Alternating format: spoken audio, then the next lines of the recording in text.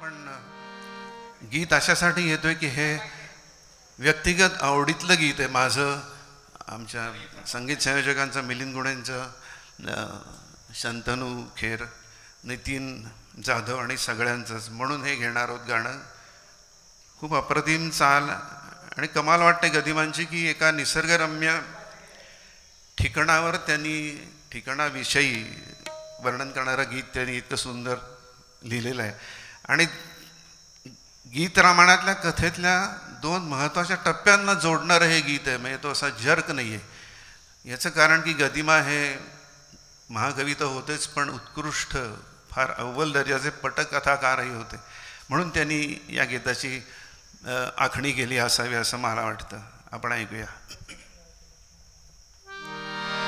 या इथे लक्ष्मणा बांध कुटी, या इथे लक्ष्मणा बांध कुटी, या मंदाकिनीच्या तट निकटी, या मंदाकिनीच्या तट निकटी, या इथे लक्ष्मणा बांध कुटी, या इथे लक्ष्मणा बांध कुटी.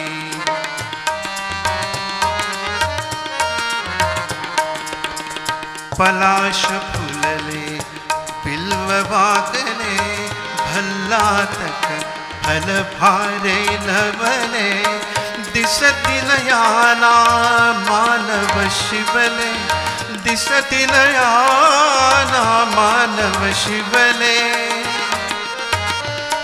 नासैल लतांचे कुठे मिठे, नासैल लतांचे कुठे मिठे, या इथे लक्ष्मणा बांध कुटी, या इथे लक्ष्मणा बांध कुटी.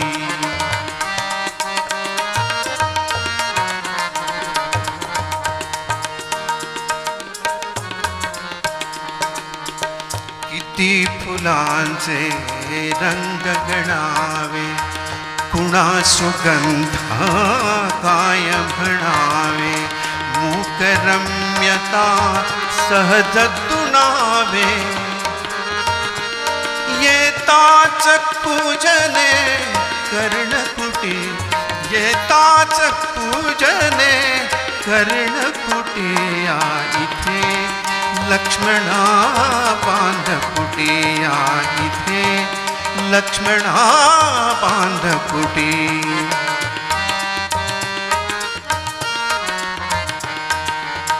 हा सौमित्रे, हा सौमित्रे सुसज्ज सावध, दिसली लपली क्षणात पारद. हा सौमित्रे सुसज्ज सावध, दिसली लपली क्षणात पारद. सिद्ध असू दे सदैव आयुध, सिद्ध असू दे सदैव आयुध. यावनी श्वापदा नाही तुटी, यावनी श्वापदा नाही तुटी, या इथे लक्ष्मणा बांध कुटी, या इथे लक्ष्मणा बांध कुटी.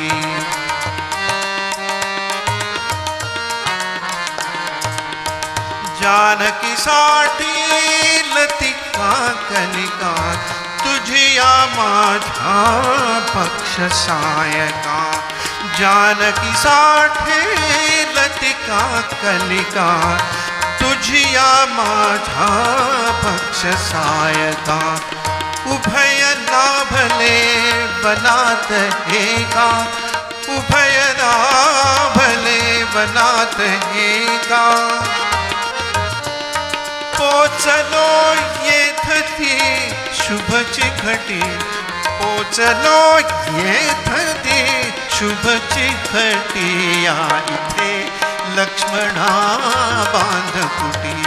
या मंदाकिनीच्या तट निकटे, या मंदाकिनीच्या तट निकटे, या इथे लक्ष्मणा बांधकुटी इथे लक्ष्मणा बांधकुटी.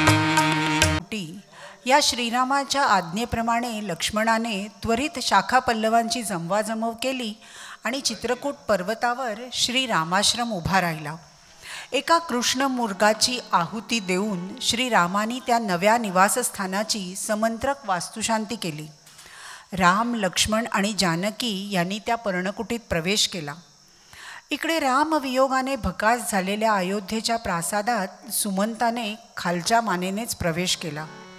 सुमंत आला हे कळताच अश्रू भरल्या डोळ्यांनी आणि कापऱ्या शब्दांनी राजा दशरथाने विचारलं, सुमंता, माझा राम काय रे म्हणाला जाताना? आणि सुमंत सांगू लागला, करिता नम्र प्रणाम, शेवटी करिता नम्र प्रणाम, बोलले तुके मज श्रीराम, बोलले तुके मज श्रीराम.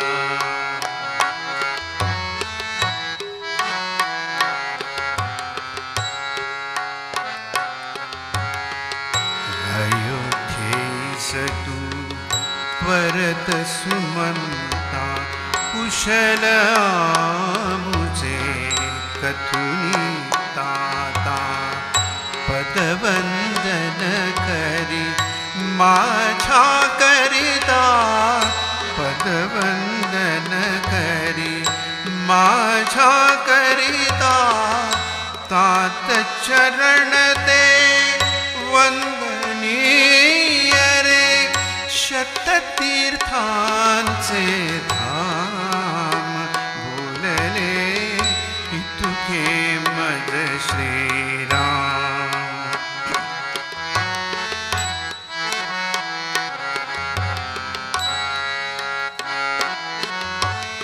सांग माऊने कौसल्येसी, सुखात सीता सुत वनवासी, पूजित जातु नित अग्निसी, पूजित जातु नित अग्निसी, तुझिया श्रवणी सदा असावा, मुनिवर घोषित साम, बोलले तुके मज श्रीराम.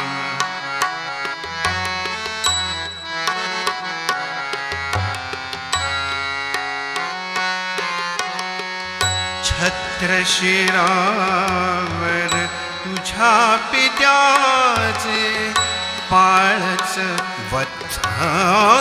वचन तयांचे, सार्थक कर त्या वृद्धपणाचे, राजनीतीने करुण वाढवी, रघुवंशाचे नाम, बोलले तुके मज श्रीराम, बोलले तुके मज श्रीराम.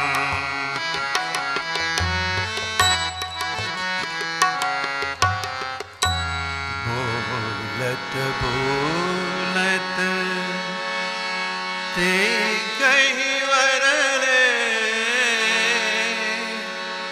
कमल नयनी त्या आसू भरले, आसू भरले,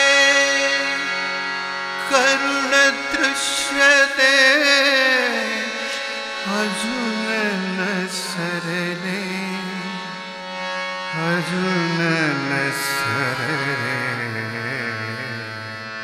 अजून न सरले. गंगा तीरी सौमित्री सह उभे जानकी,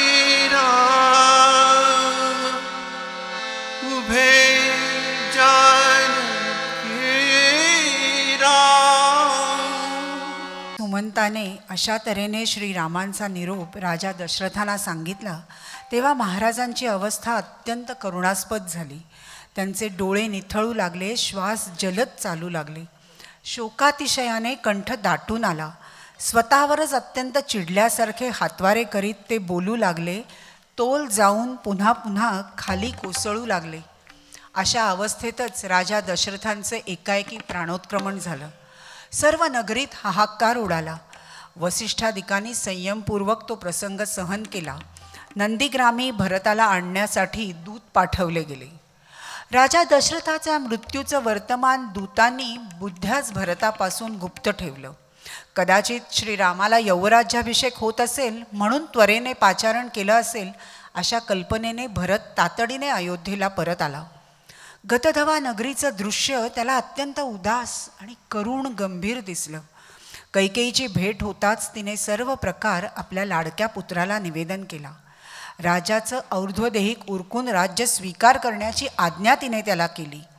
कैकेयीचं ते स्वार्थीपणाचं भाषण ऐकून भरताला संताप अनावर झाला आणि तो कैकेयीस म्हणाला, मादान तू वैरिणी, मादान तू वैरिणी, मादान तू वैरिणी, मादान तू वैरिणी. अश्वपतीची नव्हेस कन्या, नव्हेस माझी माय. धर्मात्म्यांच्या वंशी कृत्या निपजे नांदे काय. वधनाथाचा करील मूढे, वधनाथाचा करील मूढे. पतिव्रता का कुणी, मादान तू वैरिणी, मादान तू वैरिणी, मादान तू वैरिणी.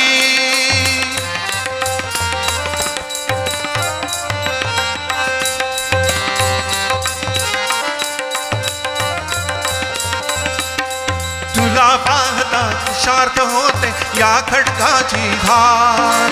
श्रीरामाची माय परी तू कसा करू मी वार. तुला पाहता तृषार्थ होते या खड्गाची धार. श्रीरामाची माय परी तू कसा करू मी वार. कुपुत्र म्हणतील मला कैकेयी, कुपुत्र म्हणतील मला कैकेयी. माता दोघी जणी, मादान तू वैरिणी, मादान तू वैरिणी, मादान तू वैरिणी.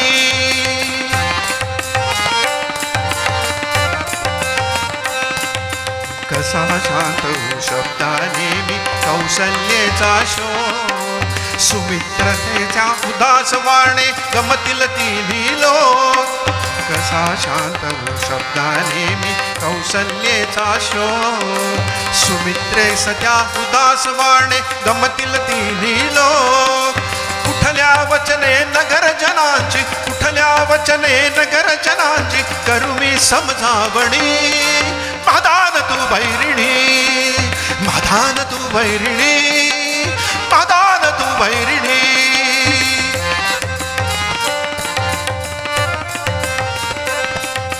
असेल तेथे श्रीरामाचा मुकुट अर्पिणे त्यास. हाच एकला ध्यास येतुनी हीच एकली आस. असेल तेथे श्रीरामाचा मुकुट अर्पिणे त्यास. हाच एकला ध्यास येतुनी हीच एकली आस.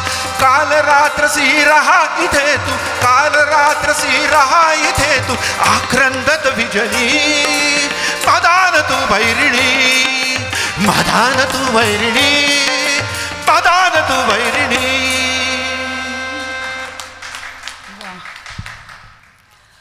इतक्या कठोर शब्दांनी कैकेयीची निर्भत्सना करून भरत श्रीरामांच्या शोधासाठी अयोध्येबाहेर पडला. त्याच्या समवेत चतुरंग सेना निघाली. नगरवासी जनता, कौसल्या, सुमित्रा याही निघाल्या. भरताने श्रीरामासारखाच तापसवेश परिधान केला.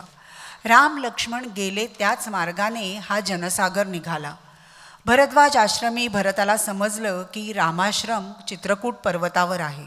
सैन्यासह भरत तिकडे निघाला. तिकडे पर्णकुटीच्या आसमंतात राम लक्ष्मण आणि जानकी विहार करत होते.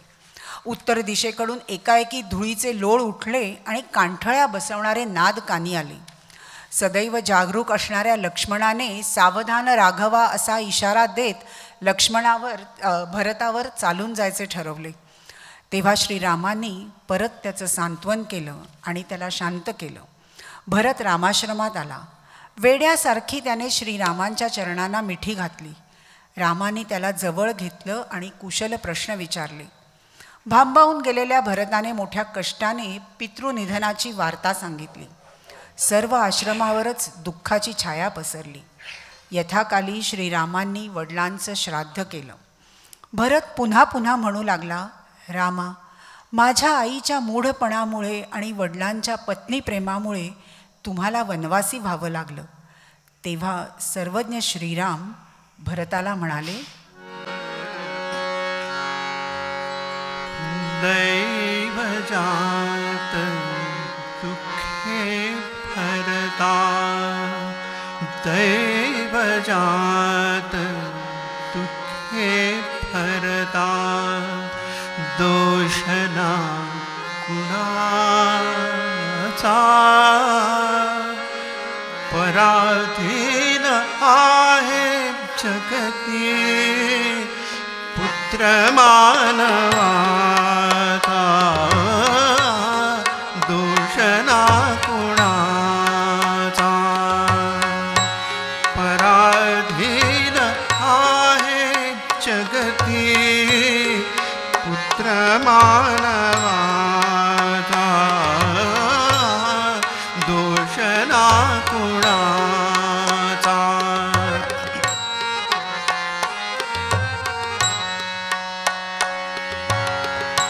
माय कैकईला दोषी नवे दोषितात, राज्य त्याग कानन यात्रा सर्व कर्म जात, खेळ चालनासे माझ्या पूर्वसंचिताचा, खेळ चालनासे माझ्या पूर्वसंचिताचा, पराधीन आहे जगती पुत्र मानवाचा, दोषना कुणाचा.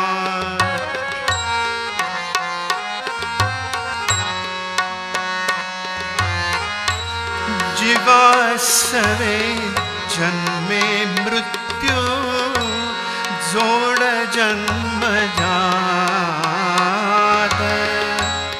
दिसे भासते ते सारे विश्वनाशवंत,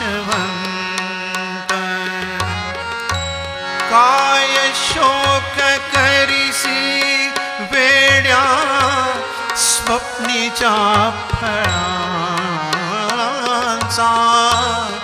पराधीन आहे जगती पुत्र मानवाचा, दोषना कुणाचा.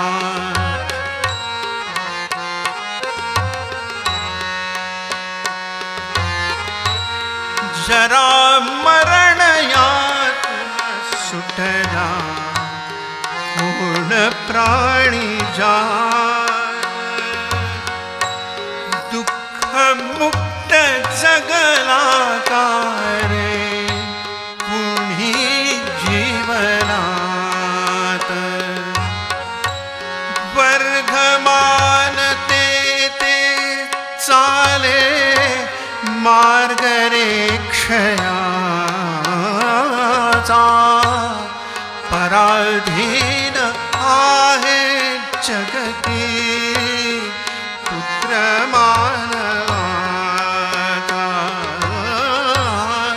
दोषना कुणाचा.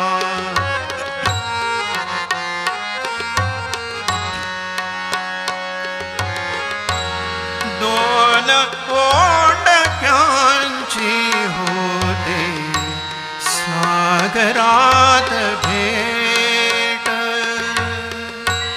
एक दार तोडी दोघा पुन्हा नाही गाठ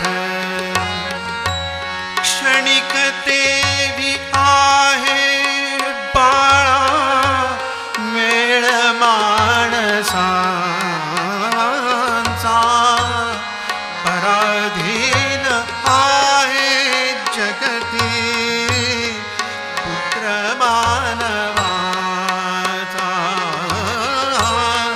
दोष ना कुणाचा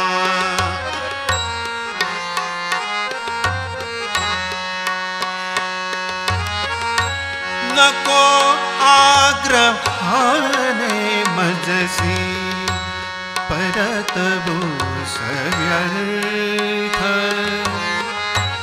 नको आग्रहाने मजसी परत भूस व्यर्थ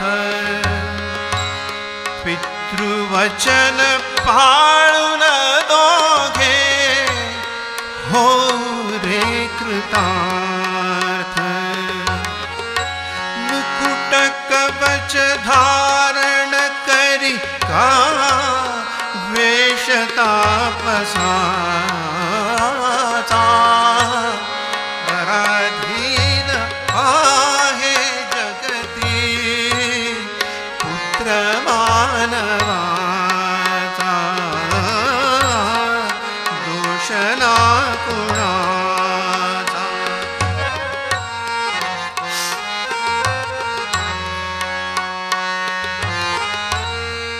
धान काय कोणी दूर यावनात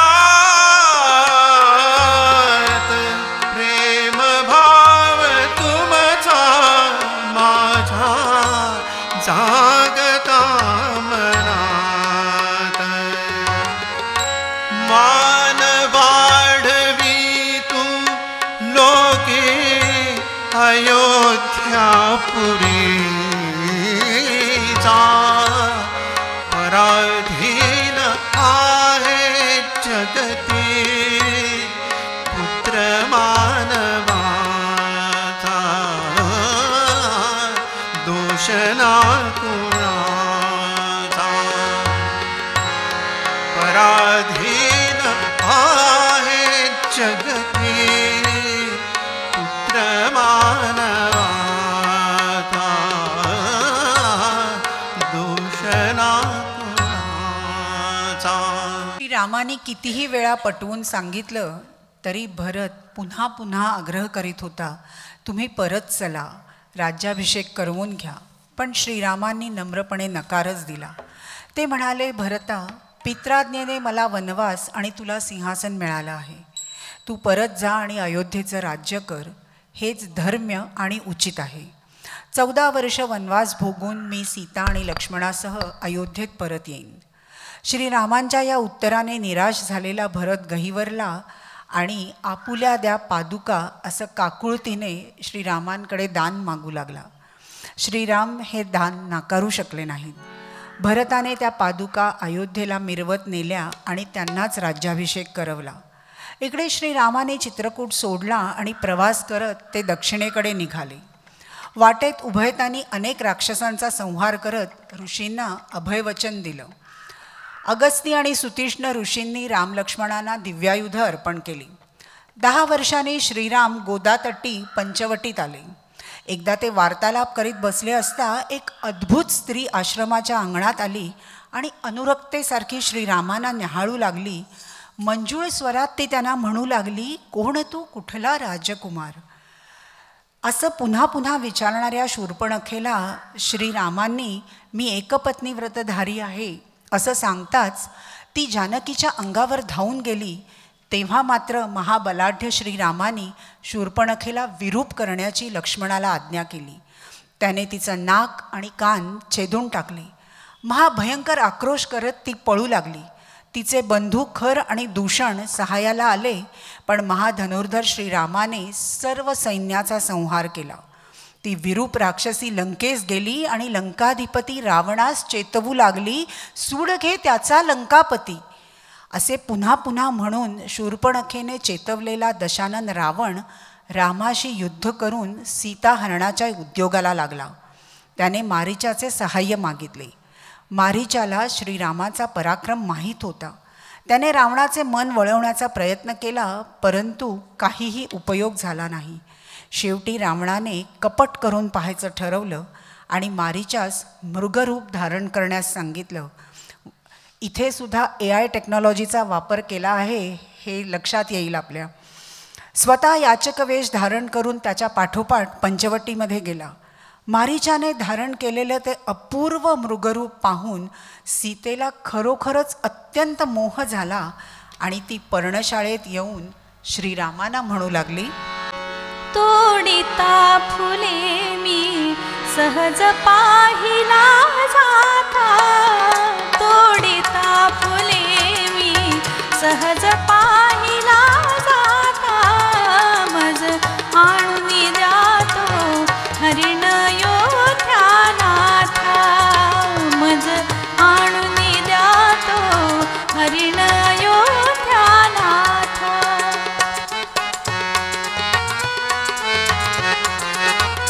झळकती तयाच्या रत्ने शृंगावरती, नवमोह मुळासम सुवर्ण अंगावरती, हे नयन बाळले त्याच्या रंगावरती, ते इंद्रचापसे पुच्छ भासले उडता, मज आणून द्यातो हरिण योध्यानाथा, मज आणून द्यातो हरिण योध्यानाथा.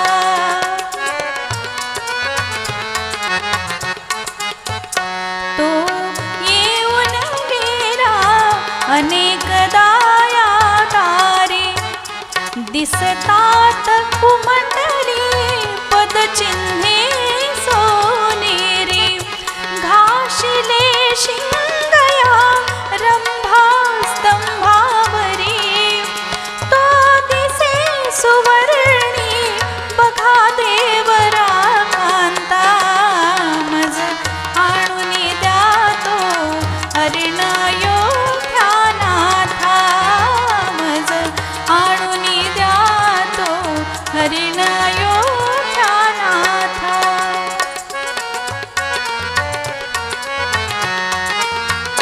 फेकून बाण त्या अचूक जरी माराल, काढून भाऊजी घेतील त्याची खाल, त्या मृगासनी प्रभू इंद्र जसे शोभाल, तो पहा दिसे तो दूर टेकडी चढता, मज आणून द्यातो हरिण योध्यानाथा, मज आणून द्यातो हरिण योध्यानाथा. तोडिता फुले मी सहज पाहिला जाता, मज आणून द्यातो हरिण योध्यानाथा, मज आणून द्यातो हरिण योध्यानाथा. सीतेच्या हट्टासाठी श्रीराम धनुष्यबाण घेऊन त्या मृगाचा मागोवा घेत धावले. श्रीरामांचा बाण वर्मी लागताच तो मायावी मारीच, हे सीते हा लक्ष्मणा धाव, असे मानवी वाणीने ओरडला. या कल्पनेने की श्रीरामांना काही अपघात झाला असेल, सीतेने लक्ष्मणाला त्यांच्या शोधार्थ पाठवले. ती एकटीच आश्रमात उरली तेव्हा संधी साधून यतिवेश धारण केलेला रावण पुढे झाला. महापतिव्रता मैथिली त्याला घननिळांची मूर्त वीजमी असे बजावू लागली, परंतु तिचं मुळीच न ऐकता त्याने तिला रथात बसवून लंकापुरीचा रस्ता धरला. ते दोघे बंधू परत आश्रमात आले तेव्हा पर्णशाळेत सीता नव्हती. सगळीकडे अस्ताव्यस्तता दिसली आणि आश्रमाची कळाच नाहीशी झालेली होती. श्रीराम सर्वत्र हिंडत सीतेला शोधू लागले. तिच्या वेणीतील फुलं आणि पावलांची खूण पटताच त्यांची क्षात्रवृत्ती उचंबळून आली आणि ते सीता शोधार्थ पुढे निघाले. त्यांना एक पक्षी श्रेष्ठ रक्ताने माखलेल्या अवस्थेत जमिनीवर पडलेला दिसला. या राक्षसानेच सीता भक्षण केली असली पाहिजे अशा कल्पनेने श्रीरामांनी आपला बाण त्याच्यावर रोखला. तेव्हा तो पक्षीराज जटायू श्रीरामांना म्हणाला, पळविली रावणे सीता, असं निश्चित सांगून त्याने देह ठेवला. त्याच्या मृतदेहाचं योग्य प्रकारे दहन करून राम लक्ष्मण पुढे निघाले. किष्किंधापती सुग्रीवाशी सख्य कर, तो तुला सीता शोधार्थ सहाय्य करील, असं कबंध नावाच्या राक्षसाने श्रीरामांना सांगितलं आणि पुढील मार्गही दाखवला. पंपा सरोवराच्या पश्चिम तीरावर श्रीरामांना शबरीचा आश्रम लागला. ती तपस्विनी अवर्णनीय उत्साहाने श्रीरामांना सामोरी येत म्हणाली, धन्य मी शबरी श्रीरामा, लागली श्रीचरणे आश्रमा, लागली श्रीचरणे आश्रमा, लागली श्रीचरणे आश्रमा.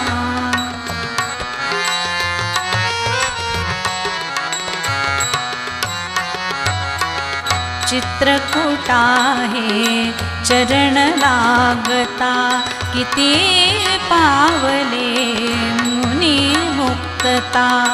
वृक्षातळिया थांबा क्षणभर, करा खुळीला क्षमा, लागली श्रीचरणे आश्रमा, लागली श्रीचरणे आश्रमा.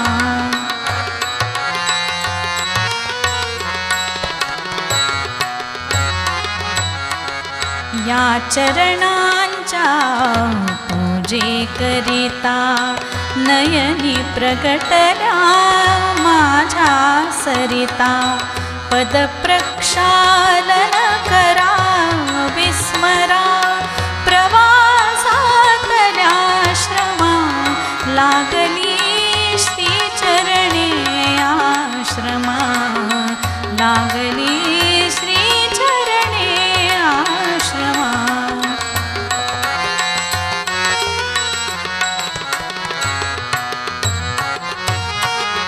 सेवा देवा कंदमुळे ही, पक्व मधुरशी बदरी फळेही. वनवेलीनी काय वाहणे, या विण कल्पद्रुमा, लागली श्रीचरणे आश्रमा, लागली श्रीचरणे आश्रमा.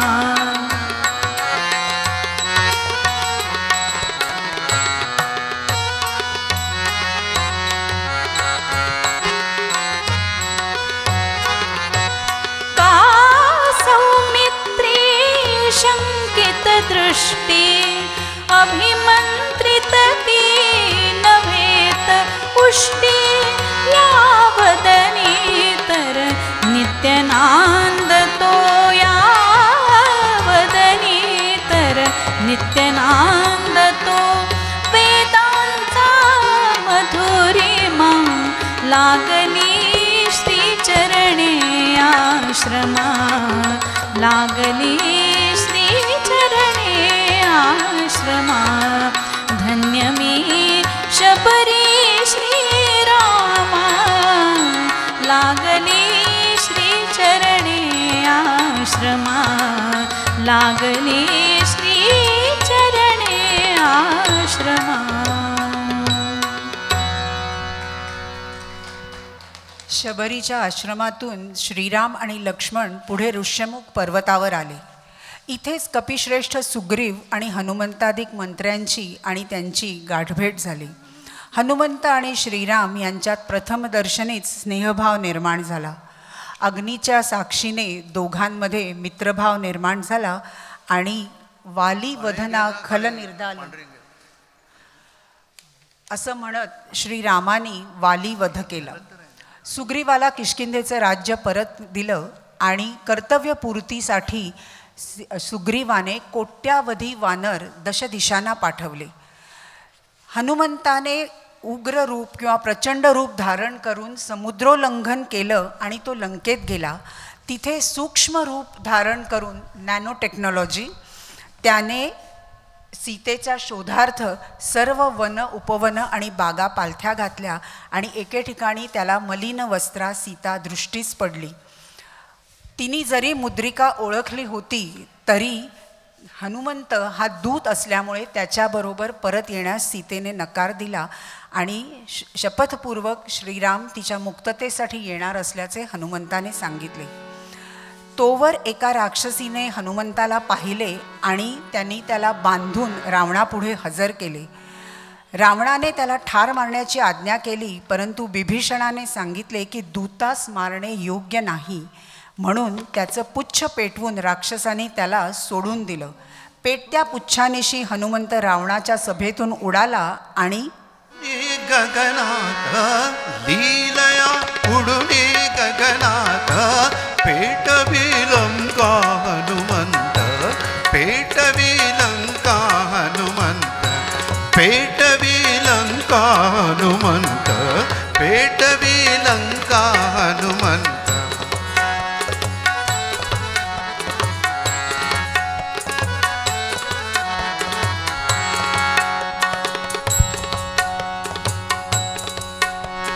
नगाकार घन दिसे मारुती विजय परिदे पुच्छ मागुती.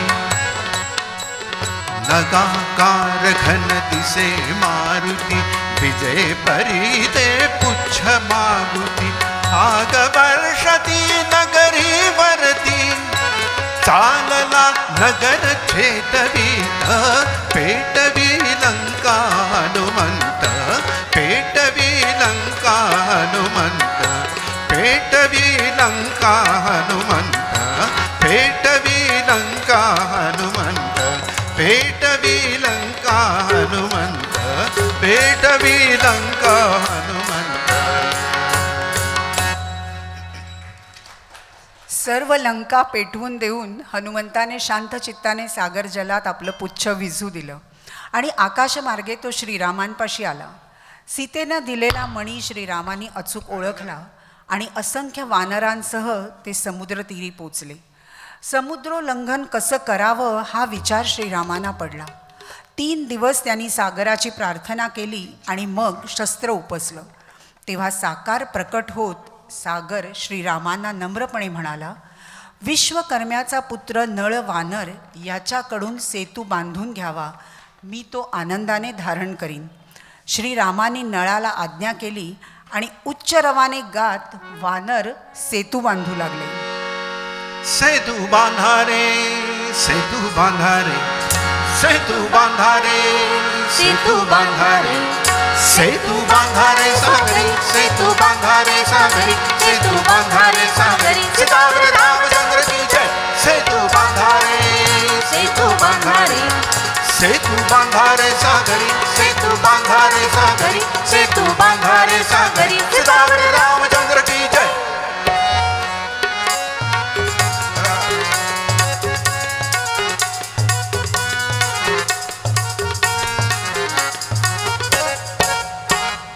गिरिराजांचे देह निखळुनी गजांगशाच्या शिळा उचलुनी.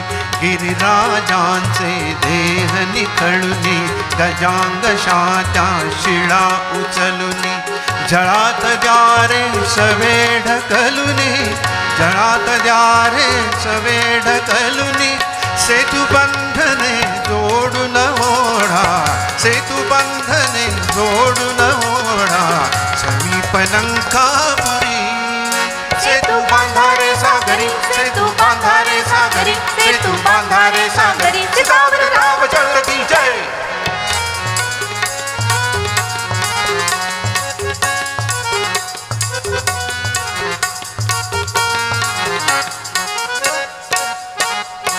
राम भक्ती हे दाटुनी पोटी शततीर्थांच्या लवल्या पाठी. राम भक्ती ये दाटून पोटी शततीर्थांच्या लवल्या पाठी सत्कार्याच्या पथिकासाठी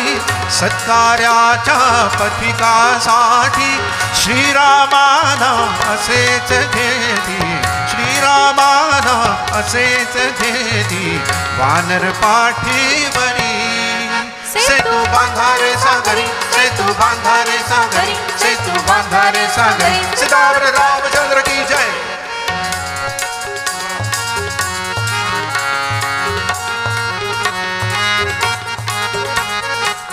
नलसा नेता सहज लाभता कोटी कोटी हात राबता नलसा नेता सहज लाभता कोटी कोटी हात राबता प्रारंभी घे रूप सांगता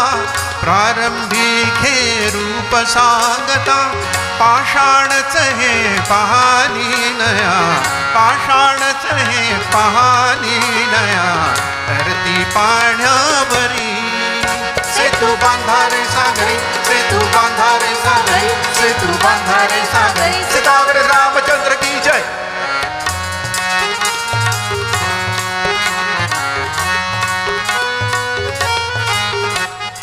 चरण प्रभूचे जळात शिरता सकळ नद्याला ये तीर्थता चरण प्रभूचे जळात शिरता सकळ नद्याला ये तीर्थता आरंभास्तव अधीर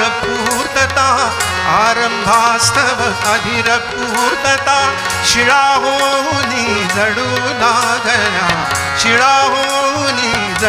नागरा लाटा लाटावरी सेतू बांधारे सागरी सेतू बांधारे सागरी सेतू बांधारे सागरी सीतावर रामचंद्र की जय.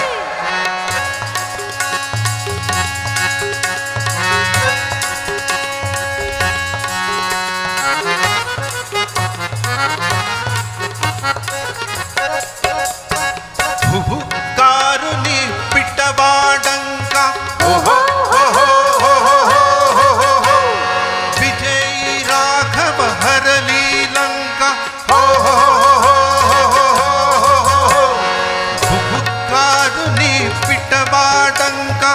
विजयी राघव हरली लंका मुक्त मैथिली कशास शंका मुक्त मैथिली कशास शंका सेतुरूप झोतच शिरणा सेतुरूप झोतच शिरणा दुबळ्या अंधारी सेतू बांधारे सागरी सेतू बांधारे सागरी सेतू बांधारे सागरी सीतावर रामचंद्र की जय.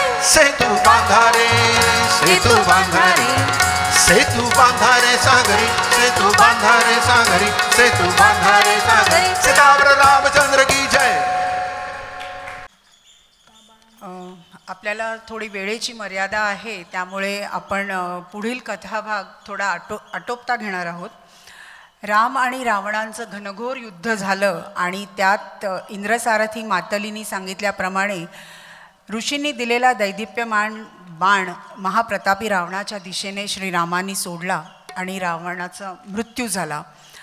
आनंदी आनंद सगळीकडे झाला आणि अग्निदिव्य करून रामांनी सीतेचाही स्वीकार केला आणि ते सर्वजण अयोध्येकडे परत निघाले. खरं तर 52 गीतातून रामकथा पूर्ण होत होती त्रिवार जय जयकार या गीताच्या वेळेस, परंतु त्या वर्षी 55-56 मध्ये अधिक मास आल्याने या उपक्रमाला अजून 4 गीतांची आवश्यकता होती आणि गदिमांचं चातुर्य इथे पाहायला मिळतं.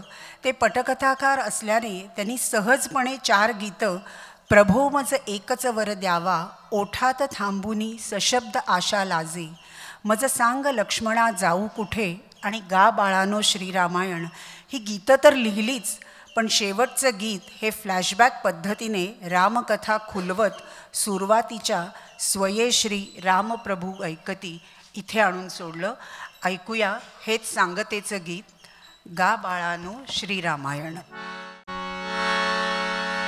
रघुराजाच्या नगरी जाऊन रघुराजाच्या नगरी जाऊन गा बाळानो श्रीरामायण, गा बाळानो श्रीरामायण, गा बाळानो श्रीरामायण, गा बाळानो श्रीरामायण.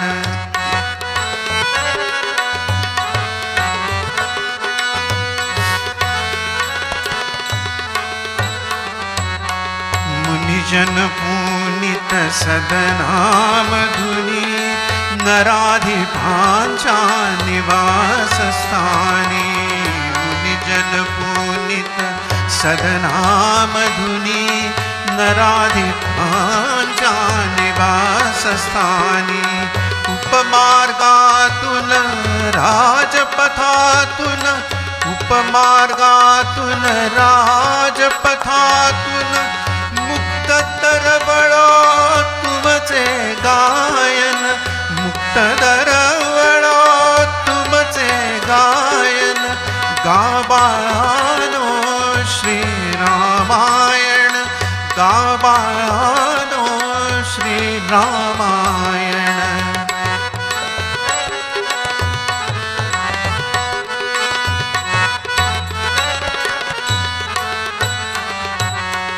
रसाळ मुले फले सेवुनी, रसाल घ्या स्वरात भरुनी. रसाळ मुले फले सेवुनी, रसाल घ्या स्वरात भरुनी.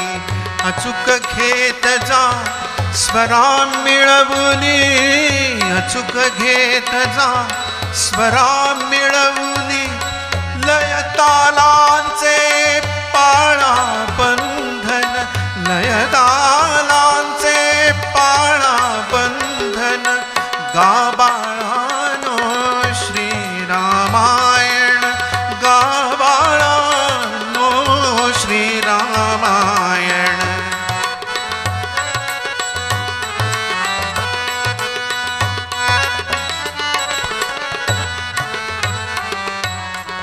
नगरी लाभता लोकमान्यता, जाईल भाता श्री रघुनाथा. नगरी लाभता लोकमान्यता, जाईल भाता श्री रघुनाथा. उत्सुक होऊन श्रवणा करिता, उत्सुक होऊन श्रवणा करिता. करवितील ते तुम्हा निमंत्रण, करवितील ते तुम्हा निमंत्रण. गा बाळानो श्रीरामायण, गा बाळानो श्रीरामायण.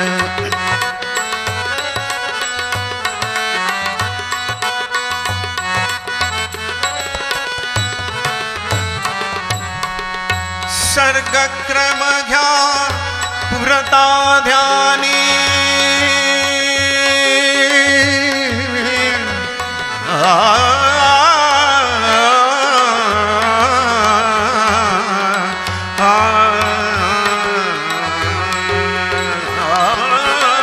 सर्गक्रम घ्या पुरता ध्यानी. भाव उमटू द्या स्पष्ट गायनी. थोडे थोडे गात प्रतिदिनी, थोडे थोडे गात प्रतिदिनी. पूर्ण कथेचे साधा चित्रण, पूर्ण कथेचे साधा चित्रण. गा बाळानो श्रीरामायण, गा बाळानो श्रीरामायण.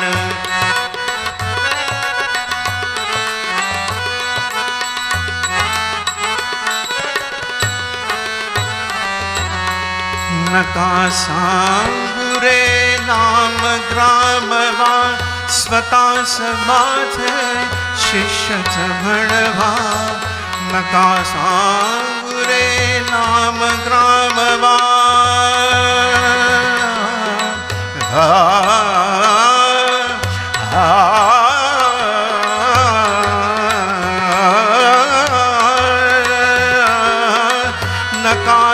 सांगू रे नका सांगू रे नका सांगू रे नका सांगू रे नाम ग्रामवा स्वतःच माझे शिष्यच म्हणवा स्वरात ठेवा हास्य गोडवा स्वरात ठेवा हास्य गोडवा योग्य तेवढे बोला भाषण योग्य तेवढे बोला भाषण गा बाळानो श्रीरामायण गा बाळानो श्रीरामायण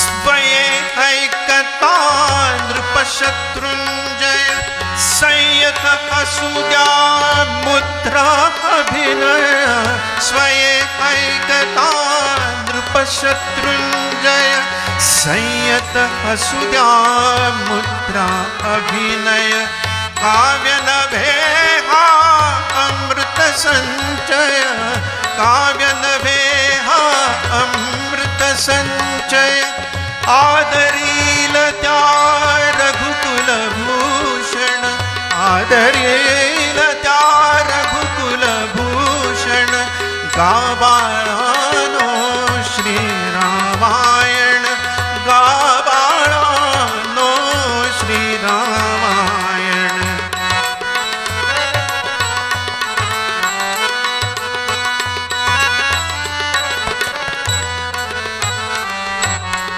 न च स्वीकारा धना कांचना नको तान रे नको दक्षिणा काय धनाचे मूल्य मुनिजना काय धनाचे मूल्य मुनिजना अवघ्या आशा श्रीरामार्पण अवघ्या आशा श्रीरामार्पण श्रीराम श्रीराम श्रीराम श्रीराम